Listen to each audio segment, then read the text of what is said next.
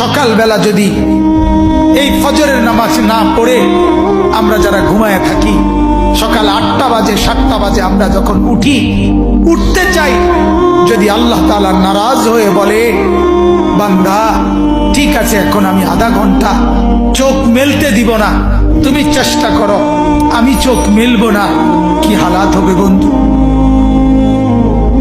কেমন হবে? তোমার চিৎকার দেখবে কে? তোমার চিৎকার দেখবে কে তখন? এজন্য আল্লাহ তাআলা বলেন আমি রব্বুল আলামিন, আমি আল্লাহ তাআলা অসংখ্য গুনাহ মাফ করে দেই।